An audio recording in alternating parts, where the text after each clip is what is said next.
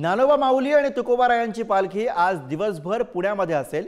काल मोठ्या उत्साहामध्ये या पालखीचं स्वागत पुण्यामध्ये करण्यात आलंय आणि आज पालखी पुण्यामध्ये असल्याने दर्शनासाठी वैष्णवांचा मोठा मेळा लोटल्याचं पाहायला मिळतंय। पुढारी न्यूजच्या प्रेक्षकांसाठी डोळ्यांचं पारणं फेडणारी ड्रोनच्या सहाय्याने टिपलेली दृश्य आपण बघूया। घरबसल्या पुढारी न्यूज वरती माऊली आणि तुकोबारायांच्या पालखीचं दर्शन आपण या दृश्यांच्या माध्यमातून घेऊ शकतो। ड्रोनच्या सहाय्याने टिपलेली ही पुण्यामधली दृश्य। ज्ञानोबा माऊली आणि तुकोबारायांच्या पालखी आज पुण्यामध्ये मुक्कामी आहेत आणि याच विषयी सांगतात आमचे प्रतिनिधी, आपण बघूया। सध्या आपण पुण्यामधल्या नाना पेठेतल्या निवडुंगा विठ्ठल मंदिरामध्ये आहोत। जगद्गुरू संत तुकाराम महाराजांच्या पालखीचा मुक्काम आज या ठिकाणी आहे। दिवसभर ही पालखी या ठिकाणी असेल, वारकरी या ठिकाणी असतील। दिवसभरामध्ये त्यांचा नेमका काय दिनक्रम असतो आणि संध्याकाळी मुक्काम कशा पद्धतीने असतो याबद्दल माहिती घेत आहोत आपण मोरे महाराजांकडून। जगद्गुरू संत तुकाराम महाराजांचे वंशज आदरणीय मोरे सर, आदरणीय पुरुषोत्तम महाराज मोरे, काय सांगाल माऊली? रामकृष्ण हरी। मोठ्या प्रमाणात पुणेकरांचं सगळ्यांनी स्वागत केलं संत तुकाराम महाराज पालखीचं। तसेच सकाळी काकडा आरती, त्याच्यानंतर महापूजा अभिषेक झाला आणि त्याच्यानंतर कीर्तन, संध्याकाळी परत संध्याकाळचं एक कीर्तन, मधल्या टायमात भजन राहतं।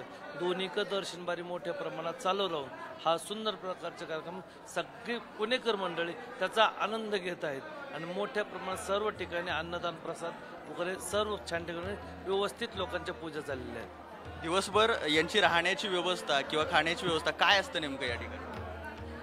प्रत्येक भागामध्ये वेगवेगळ्या ठिकाणी पुणेकर मंडळी वाटून घेतात। शासन मोठ्या प्रकारे त्याचं सहकार्य होतं, पोलिसांचा बंदोबस्त राहतो आणि सर्व ठिकाणी अन्नदान मोठ्या प्रमाणात होतं। हे शहर आहे, खरं तर गावांमध्ये म्हणजे एक गाव दुसऱ्या गावात वसवतं तेव्हा काही जास्त हे नसतं, परंतु शहरामध्ये अडचणी येतात। तर या अडचणी दरवर्षी कशा पद्धतीने असतात आणि कशा सोडवल्या जातात?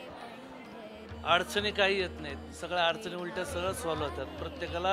प्रत्येक पुणेकर मंडळी सहकार्य करतात किंवा आपल्या आपल्या घरात त्यांना घेऊन प्रवेश करतात आणि तिथं राहण्याची त्यांची व्यवस्था करतात। धर्मशाळा असू दे, शाळा असू दे, जवळपासची घरं असू दे, तर ती सर्व मंडळी दिंड्यांना त्यांच्या ह्याच्यामध्ये राहण्याची व्यवस्था करतात आणि त्यांना ते उलट अन्नदान त्यांच्यातर्फे करतात। पालखी पुण्यभूमी आली, पुण्यभूमी निनादली, आनंदली। कॅमेरामॅन सुरेश सावंतसह सुजित काळंगे, पुढारी न्यूज, पुणे।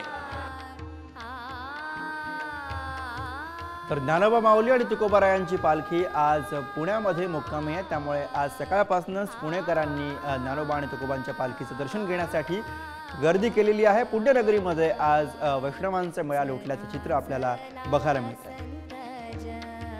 पुण्यामधल्या नाना पेठेतल्या निवडुंगा विठ्ठल मंदिरामध्ये आहोत।